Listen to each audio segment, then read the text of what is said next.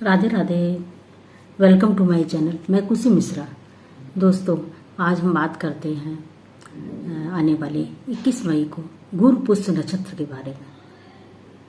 क्योंकि हमारे पुराणों में, वेदों में और जैसा कि हमने बड़े गुरुओं से समझा है कि गुरु पुष्य नक्षत्र का बहुत ये अधिक योग है, पूर्णदायी है। और क्योंकि ये इस बार अधिक मास में पड़ रहा है तो इसका बहुत अधिक महत्व है। तो इसमें हमें क्या क्या करना चाहिए कि कुछ समस्याएं हैं तो उनके निवारण के लिए विवाह संबंधी अथवा धन संबंधी तो हमें क्या उपाय करना चाहिए आदि से संबंधित जानकारी मैं अपनी इसी वीडियो के माध्यम से आप सभी से शेयर करना चाहूंगी। तो मित्रों, हमारी बताई हुई जानकारी हर बार की तरह अगर आपको अच्छी लगे तो वीडियो को लाइक करिए, कमेंट करिए, शेयर करिए और साथ में जो लोग नए आए हुए हैं उस चैनल को सब्सक्राइब अवश्य कर दें। तो दोस्तों, ये जो पुष्य नक्षत्र जो है, ये गुरु पुष्य नक्षत्र अमृत योग जो बन रहा है वो अधिक मास में बनने के कारण इसका बहुत महत्व है। तो जिनको विवाह संबंधी समस्याएं हैं अथवा जिनको समृद्धि चाहिए, धन लक्ष्मी चाहिए, तो उन्हें क्या करना चाहिए? सबसे पहले तो हमें जिनका गुरु कमजोर है अथवा तो वो पुखराज पहनना चाहते हैं। पुखराज तो सभी लोग नहीं पहन सकते हैं, तो वो केले की वृक्ष की जड़ को भी धारण कर सकते हैं। और तो अगर हम करना चाह रहे तो हमें क्या करना चाहिए कि एक दिन पूर्व ही, जैसे कि बुधवार को ही हमें केले के वृक्ष के नीचे जाकर वहाँ पे जल अर्पण करने के बाद दीप जला दें और दीप जलाने के बाद उनसे प्रार्थना करें कि मैं कल आपकी जड़ लेने आऊँगा और मुझे इसमें हमें सहायता प्रदान करें अथवा मेरा ये दृढ़ निश्चय जो हमारा है ये पूर्ण करें। ऐसा बोलते हुए चले आए। और गुरुवार के दिन जाएं तो किसी चाकू या किसी से नुकीली चीज से ना निकालें, हाथ से या सींग के माध्यम से थोड़ा सा उसकी जड़ निकाल लें और घर में ले आए।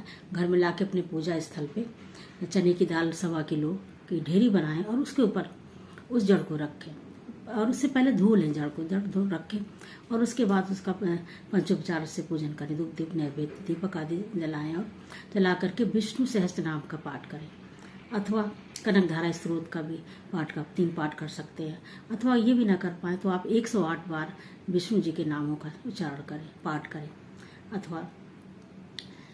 अथवा जो गुरु जी का जो गुरु का मंत्र है, ओम गुरुवे नमः करके है जो मंत्र, मैं भी बता दूंगी, तो उसका आप पाठ करें। और पाठ करने के बाद आप उसको जो चने की दाल उसको भी हटा लें और भिगो दें। उसको गाय को खिला दें। गाय ना हो मिल पाए तो किसी पक्षियों को उसे खिला दें। ये ब्राह्मण आदि को दान नहीं करना है।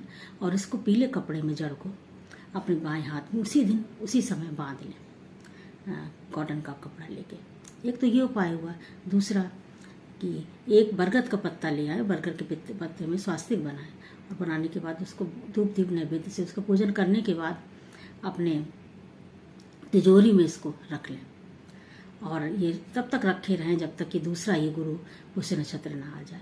तो उसको रखने के बाद जब आप नया बनाएंगे तो पुराने को विसर्जित कर दें और उसको फिर रख दें। इस तरह से आप करते रहेंगे तो आपके धन आदि में, समृद्धि में वृद्धि होगी।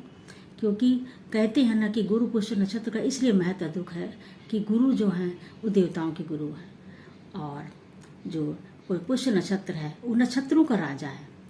जो हमारे 27 नक्षत्र है तो जहाँ पे देवताओं के राजा भी मस्तक झुकाते हैं, ऐसा ये गुरु पुष्य नक्षत्र है, योग है और अमृत योग है ये। और ये अधिक मास पढ़ने से इसका बहुत ही अधिक महत्व बढ़ जाता है।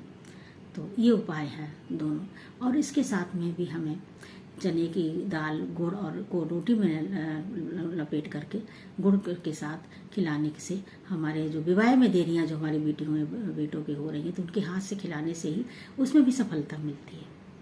तो ये गुरु पुष्य नक्षत्र का जो है। और इसके इस दिन क्या नहीं करना चाहिए? इस दिन विवाह आदि नहीं करना चाहिए। वैसे भी इस समय अधिक मास चल रहा तो लोग नहीं कर रहे हैं, परंतु जानकारी के लिए मैं बता रही हूँ।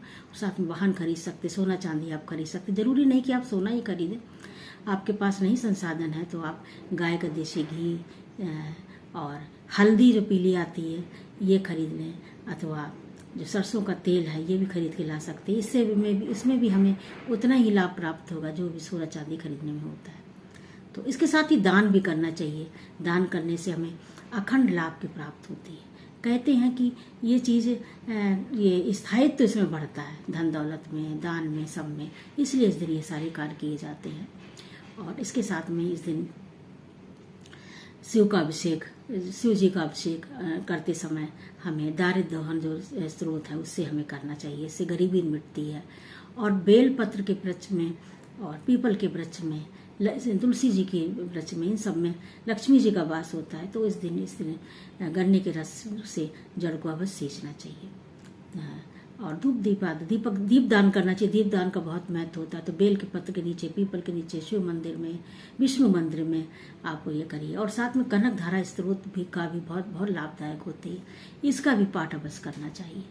तो ये रही जानकारी हमारी गुरु पुष्य अमृत योग के बारे में। आई होप आपको पसंद आई होगी। तो अगर पसंद आई हो तो शेयर अवश्य कर दीजिएगा। तो मिलते हैं नेक्स्ट वीडियो में, तब तक के लिए राधे राधे, धन्यवाद।